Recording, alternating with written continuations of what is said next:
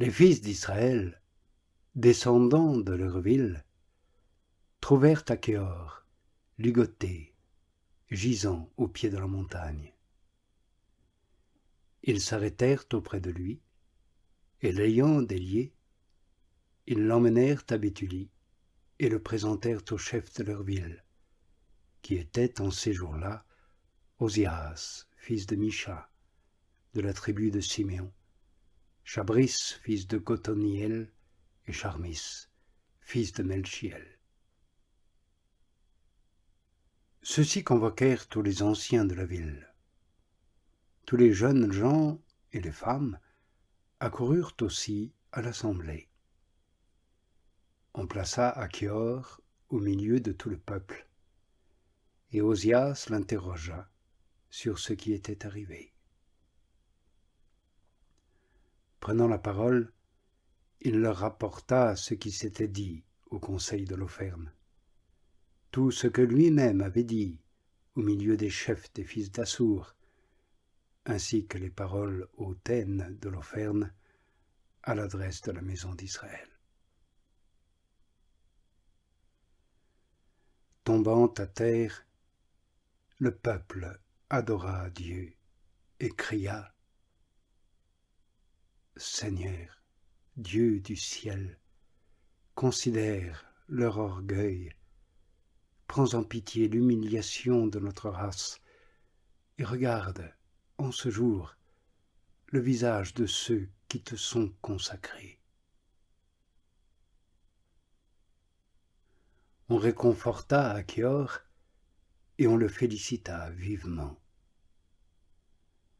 Osias l'emmena de l'assemblée dans sa maison et il offrit un banquet aux anciens. Et on appela au secours le Dieu d'Israël toute cette nuit-là. Le lendemain, Holoferne donna ordre à toute son armée et à toute la troupe des auxiliaires qui s'étaient joints à lui de lever le camp pour Béthulie, d'occuper les rampes de la montagne et de livrer bataille aux fils d'Israël.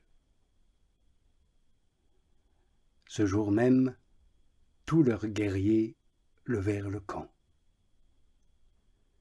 Leur force en combattant était de 70 000 fantassins et de 12 000 cavaliers, sans compter le train et les hommes de pied qui les accompagnaient. Une multitude immense. Ils prirent position dans le vallon proche de Béthulie, près de la source, et se déployèrent en profondeur de Dothaïm à Belbaïm et en longueur de Béthulie à Kiamon, qui est devant Esdrélon. Quand les fils d'Israël virent leur multitude, ils furent profondément bouleversés. Et ils se dirent l'un à l'autre : « Ceux-ci vont maintenant lécher la face de toute la terre, et ni les hautes montagnes, ni les ravins, ni les collines ne supporteront leur poids. » Puis, ayant pris chacun son équipement de combat et allumé des feux sur leur tour, ils restèrent toute cette nuit à veiller. Le second jour, Holoferne fit sortir toute sa cavalerie face aux fils d'Israël, qui étaient à Béthulie. Il explora les rampes de leur ville, reconnut les sources d'eau, s'en empara et y établit des postes de guerriers. Lui-même retourna vers ses troupes. Tous les chefs des fils d'Ésaü, tous les commandants du peuple de Moab et les généraux du littoral s'avancèrent vers Holoferne et lui dirent : « Que notre maître daigne écouter une parole, pour qu'il n'y ait pas de perte dans ton armée. Ce peuple des fils d'Israël, en effet, ne met pas sa confiance dans ses lances, mais dans les hauteurs des montagnes où ils habitent, car il n'est pas facile de gravir les sommets de leurs montagnes. Ainsi donc, maître, ne combat pas contre eux comme on le fait dans une campagne rangée, et de tes troupes il ne tombera pas un seul homme. Reste dans ton camp. Garde-y tous les hommes de ton armée, et que tes serviteurs se rendent maîtres de la source d'eau qui sort du pied de la montagne, parce que c'est de là que tous les habitants de Béthulie tirent leur eau. Ils périront de soif, et ils livreront leur ville. Quant à nous et à nos troupes, nous monterons sur les sommets des montagnes voisines, et nous y prendrons position en avant-poste, pour empêcher qui que ce soit de sortir de la ville. La famine les consumera, eux, leurs femmes et leurs enfants, et avant même que l'épée les atteigne, ils joncheront les rues de leur cité. Tu leur feras payer cher de s'être révoltés et de n'être pas venus pacifiquement à ta rencontre. Leurs paroles plurent à Holoferne et à tous ses officiers, et il prescrivit de faire comme ils avaient dit. L'armée des fils d'Ammon partit, et avec eux 5000 fils d'Assour. Ils prirent position dans le vallon, s'emparèrent des points d'eau et des sources d'eau des fils d'Israël.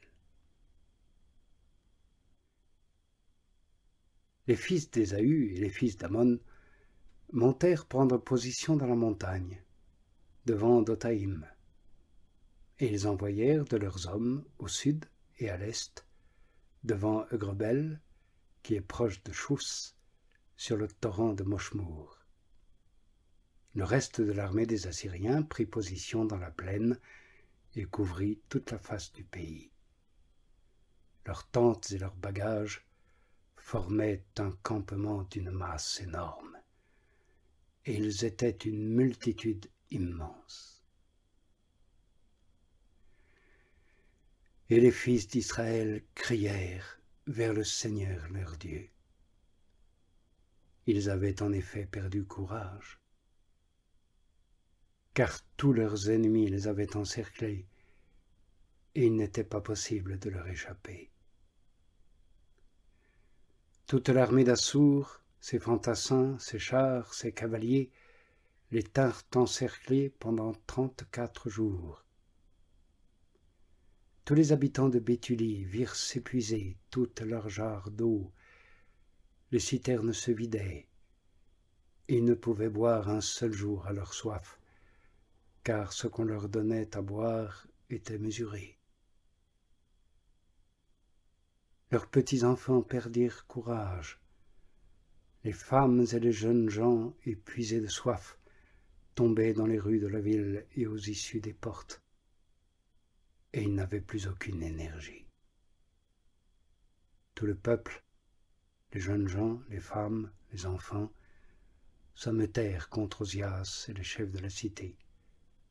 Ils poussèrent de grands cris et dirent devant tous les anciens: « Que Dieu juge entre vous et nous, car vous nous avez causé un grand dommage en n'engageant pas de pourparlers de paix avec les fils d'Assour. Et maintenant il n'y a personne pour nous secourir. Non, Dieu nous a vendus aux mains de ces gens pour être terrassés devant eux en grande soif et perdition. Maintenant donc, appelez-les et livrez toute la ville pour la razzia aux gens d'Holoferne et de toute son armée, car mieux vaut pour nous devenir leur butin. Nous deviendrons esclaves, il est vrai, mais nous vivrons, et nous ne verrons pas de nos yeux la mort de nos petits, ni nos femmes, ni nos enfants rendre l'âme. Oui, nous prenons à témoin contre vous le ciel, la terre, ainsi que notre Dieu, le Seigneur de nos pères, qui nous châtie selon nos péchés et selon les forfaits de nos pères, afin qu'ils n'agissent plus de la sorte aujourd'hui.